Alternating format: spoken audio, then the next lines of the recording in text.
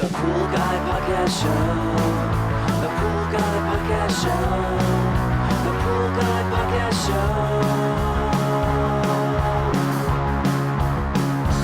Yeah!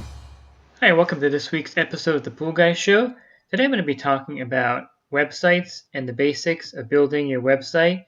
If you have any kind of business, pool service, gardening, contractor, electrical, plumbing, you definitely need a website. So I'm going to go over some of the basics on getting a website up and building a website. This week's podcast is brought to you by InyoPools.com. InyoPools has been helping pool owners find the right pool parts since 2001. With over 50,000 pool parts in stock, order online today and have the parts delivered right to your door. And the podcast is also brought to you by a Riptide pool vacuum system. The Riptide is a powerful vacuum system that gets large leaf debris off the bottom of the pool rapidly. You can learn more about the Riptide at www.riptidevac.com. So I'll start by saying I am by no means an expert on building websites. However, I have built several websites over the years. Currently, I have my swimmingpoollearning.com website, which has over 170 pages on there. So it took a lot of work to build this site, get it up there, and put all the links on there. I use Wix.com, so I'm going to go over the different services also as far as website building services that I've used. I also built a site with the GoDaddy web builder, and that site is poolguycoaching.com. Again, you can look at that one. It's poolguycoaching.com. And then I have another website that I built with Wix that's currently up there also. It's thepoolguypodcastshow.com. And so these are the current websites that I have. I help with my son's school of music to design their website also. And I've done some websites for a builder. So I have some background in building it. And I've looked at a lot of websites because part of joining my program, my coaching program, you get your website listed on my site. So I've probably seen a good 100 or more websites from the pool guys that are on the site that have submitted websites to me. So I've looked at all their websites, and I can give you an idea of what looks really good, what doesn't really look good, and what's missing a lot of the times when they submit their website to me so that I can post it on my site. So let's start with the basics. How do you get the website built? You can do it yourself using Wix.com or GoDaddy.com. And the pricing for Wix.com, basically, if you pay yearly, if you want just the basic website, it's $5 a month or $60 a year, plus your domain name, which is around $15 on most sites. You can buy the domain name directly on Wix.com, and then from there you can actually build a website around that domain name. So picking a domain name is important. A lot of the times the one you want is already taken. The best is to get the .com, but that may not be all the time available depending on what your business name is. For instance, if your business is Clear Blue Pools, I'm sure clearbluepools.com is already taken. You can try .net, .info, and it'll give you a list of all the different dots that are still available for your website. When you're thinking about starting your business, I always tell the guys in my group, before you pick your business name, go online to GoDaddy.com or Wix.com and type in your business name. So if it's Clean Pools or Crystal Clear Blue Pools, type that in and see if the web URL is available for your business name. If not, you can tweak it a little bit and change your business name. You can also change the website name a little bit as long as it's close to your business name. So if Clear Blue Pool is not available, maybe Clear Blue Pool without the S or clearblue.com. So you can do variations of that if the name is not available. You can also get the .net if you would like that. It's not the worst thing. I think .info is probably a little bit less popular, but .net is not a total loss if you have to get the .net. And that goes into my second thing. If you already have your website, clearbluepools.com, I suggest purchasing the .net, the .info, and whatever other variations that the domain site gives you. GoDaddy will give you a bunch of different variations of that name that you can purchase. And the first year is 99 cents for all the other similar names. Just be aware that after the 1 year or 2 years expires, it's going to be about $12 to $15 per name. So if you bought 10 of them, That's going to be $150, $180 every year to keep all those domain names under your ownership. So, but if it is a bargain at first to buy all of them at once, I suggest doing that. That way, there won't be any confusion, especially if you get really large and you have a huge area where you service and you have 200-300 accounts and things like that. You definitely want to secure your domain name, get the .net, get the .info along with the .com. You never know how big you're going to get, so I would definitely purchase all of those domains if they're available at the time. So I'll go back to the pricing. The pricing doesn't include the domain name. You have to pay for that every year separately in most cases. The $5 a month plan on Wix, you'll have their logo on your little tab there. When you see your name, it'll be the Wix.com logo on the internet browser. So be aware of that. And they'll run ads also on your site. So I definitely recommend upgrading to the $11 a month plan, a year plan, and that will remove their advertising. And that'll also give you the ability to change your thumbnail on your website in the browser. And they have other plans that are more expensive, but that's pretty much the basic one you're going to need for a pool route. In comparison, GoDaddy, the personal $5.99 plan also will have ads run on there. So I definitely would upgrade to the business plan for $9.99. And they're always running specials and deals. You can definitely land the website for the first year at a good discount if you keep an eye out for any kind of deals they're offering. And they're pretty easy to build on these sites. They have templates, and then you can drag and drop in there. It does take some time. It takes some technical skill also, so it's not something that if you haven't ever done any kind of computer work, it may be more difficult. But if you have some technical background, you can pretty much build your site. And if you have the time to do it, and that's a factor too, time to build it. And every year you're going to be charged these recurring fees for the domain and also for the hosting of the website. So be aware that when you pay for the yearly plan, $11 a month, they bill you yearly for that, and you have to pay every year the same amount. So it's not, it adds up to quite a bit of money depending on the plan you're on. So be aware of that. It's not just a one-time fee for the website. So if you need a website built, you don't have time to build it, my friend Tim can build you a site. You can find his website, clearpoolproducts.com, and he specializes in building websites for pool guys. Again, that's clearpoolproducts.com, and you can find out more about what he charges. But basically, his fees are $150 for the design and development, $200 for annual hosting. So the first year will be $350, and then additional years after that, each year will be $200, and that includes the domain name. So it's very comparable to the GoDaddy and Wix business plan. You definitely may want to just hire him to build a website for you. Just give him all the information, what you want, and he can build it for you for a $150 design fee and a $200 annual hosting fee. So it's very comparable, and you don't have to do anything. You just give him the information, and he'll build it for you. Again, that's clearpoolproducts.com, and he built the website that I have for my hole-in-one basket product. You can take a look at that also. If you just type in holeinoneBasket.com, you'll see the website for that there. So it's definitely worth having someone build the website for you if you don't have the time or the technical skill to do it. And if you need his information, you can always email me if you can't get it off here. But it's pretty easy, clearpoolproducts.com. And he specializes in swimming pool websites or swimming pool business websites. But he can definitely build one for you if you're a gardener, if you're a plumber, a general contractor, any of those fields. You can have one built by him. So let me go over what you need on your website basically, and some of the things that I've seen.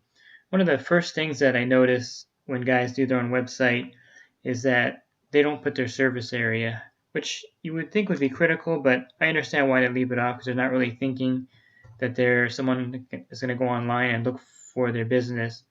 So the thinking is, well, I have my business in Fort Lauderdale, Florida, and I have my website up, but they forget to put that they are located in Fort Lauderdale, Florida.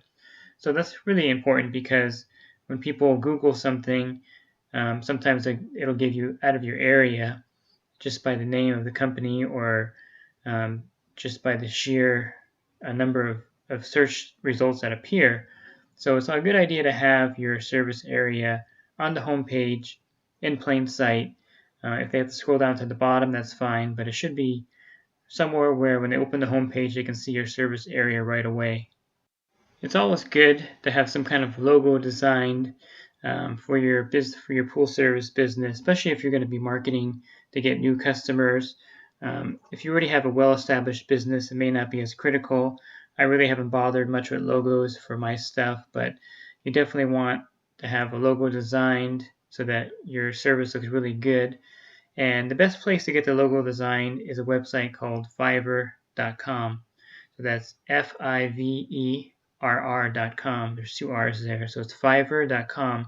And you go on the site and you can find someone who will design a really good logo for your pool business at a very reasonable fee.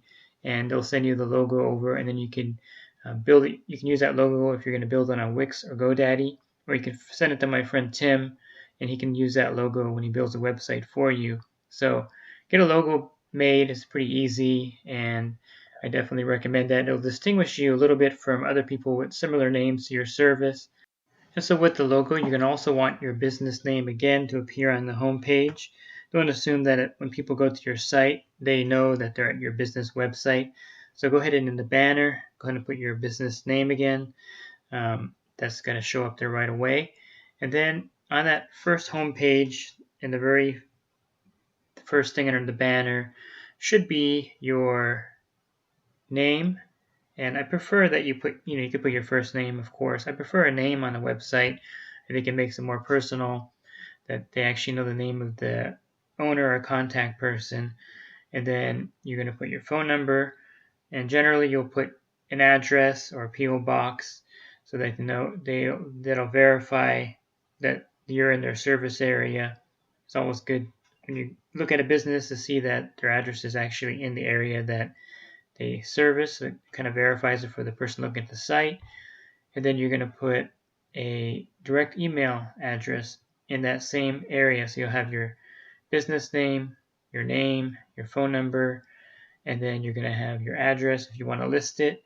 And then you're going to have your direct email address so that they can copy and paste it and email you directly.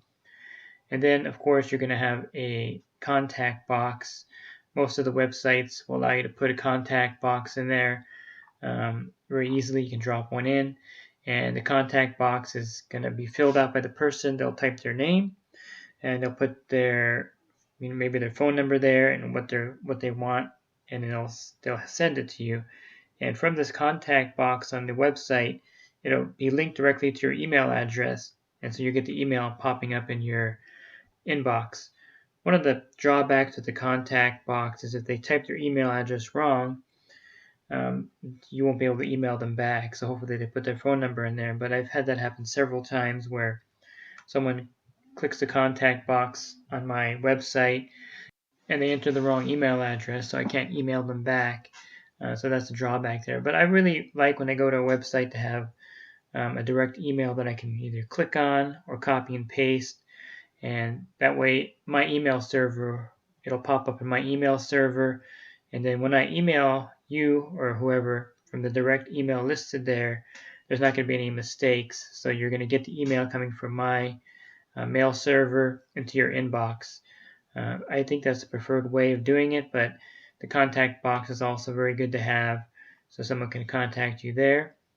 And so those are the first things you want on your homepage, besides a lot of things about what you do and your service and how great your business is. I think a lot of people will put a lot of things like that first and leave out how to contact you on the first page, because a lot of people don't realize this, but most people, 80%, maybe 90% of the click-through rates on a website are the home page.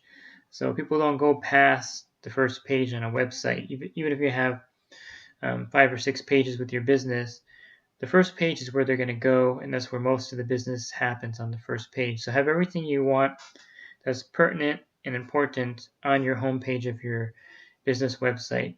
Then you would have several tabs. You'd have one with about, and definitely put some information about who you are, how long you've been doing this service, different things that may set you apart from your competitors, any kind of licenses or certifications you may have. That's definitely important to list.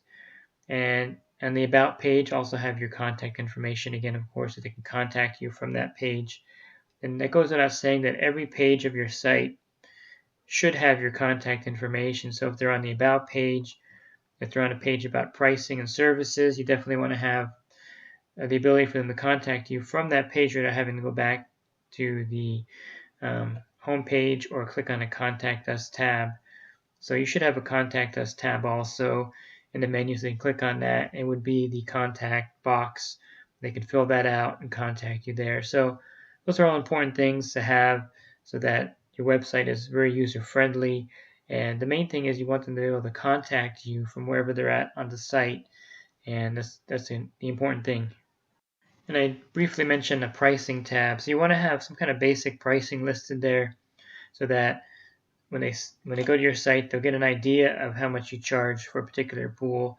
And of course, you can have a disclaimer saying this is the average pricing. Prices may vary. Just like when the plumbers advertise for $99 drain cleaning service, they're going to have exceptions listed there also. And same thing with your pricing on your website. Don't be afraid to put your pricing up there. And if you get to a pool that's unusual, a lot of debris, or the pool is really gigantic, then you would adjust the price for that reason. No one's going to hold you to your pricing if the pool doesn't fit the category. And of course, have that disclaimer saying that these are the basic pricing and prices do vary. So have that listed there. People like to see the prices on the website. I really don't like going to a website, regardless of a pool website or somewhere else, where I can't find the price that they're charging for their services. They want me to call them or email them. So that's a big turnoff. I just won't usually go any further than that. I'll just go to someone else's site where they have everything listed for me because people don't have a lot of time to be calling and emailing for something as basic as knowing how much you would charge for a service. So definitely have it either on your homepage, have the pricing, or have a separate page, or do both. Put them on the homepage and also on a separate page. That way they can see the pricing right away. So why would you want a website to begin with, I think, is another question. Why do you need a website? And there's a lot of good answers for that. I think the first answer is it makes your business legitimate. If you have a business and you have a website, people take you a little more serious than if you're just out there soliciting for work. Just for example, if you're hiring a plumber and someone shows up and they say, yeah, I'm Joe's Plumbing Service. Here's my card. It just has their phone number on there. And you say, oh, do you have a website? And they say no. And then another guy shows up, Dan's Plumbing Service, hands you a card, has a website link, and you go to his website, you can see all the pricing, his history, all the things about him there. It's definitely much more legitimate, and you definitely would go with Dan. And since he has everything listed on there, you feel more confident in the business. So that's number one. It makes you a legitimate business in the eyes of the customer. The second thing, of course, is for business cards, for flyers, for any kind of advertising you're going to do. People aren't going to call you if you have your phone number there. They're not going to email you. They'll go to your website, though, so that's the first step. It's not the fact that they're not interested in your services. It's just the fact that they're not going to do that because it's not what people normally do. So whenever I have someone that's soliciting for business, I'll go to their website first. Then if I like what I see, then I'll call them or email them. I generally won't call or email somebody without first going to their website to see what they're all about. And I think that's kind of how things are set up nowadays in the States here. We want to kind of do a hands-off researching who this person is first before we actually contact them. Because a lot of times, when you contact somebody or email them, they have all your information now, and they may bother you depending on what business that you're contacting them with. And that gets kind of irritating if they keep calling you back or emailing you because you had contacted them first without first checking out who they are and what their services are. So that's number one reason. I think the business card, flyers, and any kind of advertisement, that's the first step, is people will go to the website versus calling or emailing you. And that goes for your truck also. When you have your truck wrapped, you may have your phone number listed there, but if you have your website on there, they definitely will check out the website before they would pick up the phone and call you in this day and age. And then one of the last things that would be beneficial of a website is your SEO. When someone's searching online for pool service in Fort Lauderdale, Florida, if your website's good and you get some hits on it, and if Google has it ranked, then when they search for that, your website will show up in the search engine. Somewhere in the search engine, it'll show up that your business in Fort Lauderdale is available for them to look at for pool service. So it helps you in that respect if someone's doing a general search in your area. But more than that, if you wanted to advertise your business online with Google Ads, you definitely want to have a website. You can't do it without it. So the Google Ads is kind of a good way to advertise if you want to get new clients. You see it all the time when you're looking for anything, that the first 3 listings are an ad. Even when you're going to bestbuy.com, Best Buy will buy an ad space so that they're number 1 and then their website appears, which is kind of weird. I don't know why they do that. But for your business in particular, if you wanted to open a Google Ads account, you would open an account. It's pretty easy to do, and then you would pay per click, and you would pay for positioning of your business. So if your pool service is in Fort Lauderdale, Florida, and you're trying to get some new accounts, you would open up a Google ad account, and it used to be called AdWords, in case you're confused. Google AdWords. Now it's just called Google Ads. You would open up a Google Ads account, and then you would set everything up. You would get your banner how you would want it, and you would let them know where you want to rank it. If you want to pay to outclick everyone else in Fort Lauderdale, then it may be $3.50 per click. If you just want to be in the top 3, it may be $1.50 per click. So the good thing about the Google Ads is you don't get charged a fee until someone clicks on the ad that you have designed and placed on Google. So it's a good way to get accounts without spending a lot of money in most cases, unless the click rate is really high in your area. Then you may pay a lot of money for the ad if the click rate's $4 or $5 per click in your area. But generally speaking, the click rate is not that high in most areas, so it's a great way to get new accounts with the Google Ads, and you can learn more about that just by Googling it and checking out their ad service that they offer for your business. I've set up a couple of these accounts, so I know how to manage them, and they're really easy to run, and they're really effective. You get a decent click-through rate is about 7% per month. So, if you do advertising with flyers, the average return on that is 1 or 2%. So definitely the Google Ads has a better percentage on your return for your investment than just mailing out flyers in the mail or dropping them off on people's doors. So that's another reason why you need to have a good website, so that when you do any kind of ad campaign, they can find your site very easily. So I hope you found this helpful as far as building a website. Again, you can check out the websites I've built. Swimmingpoollearning.com is my main website, and I have links to the other 2 websites there. You can also find the link for the website builder, clearpoolproducts.com, on my website, and you can have a website built with him very affordably and easily. And I definitely recommend getting a website up as soon as you can if you have a business. And I did mention at the beginning that if you're in my coaching program, you get a free listing on my website, and the listing also goes into the SPL app that I created. So if someone's looking for a service in your area, I don't know why I'm so stuck on Fort Lauderdale, but if they're looking for a service in Fort Lauderdale, Florida, they'll see that in the app also. You listed there as well as on my website. So check out my coaching program. You can go to my website, poolguycoaching.com, and look at it there and learn more about it. So thanks for listening to this week's podcast. Have a great rest of your week, and God bless. The Pool Guy Podcast Show. The Pool Guy Podcast Show. The Pool Guy Podcast Show.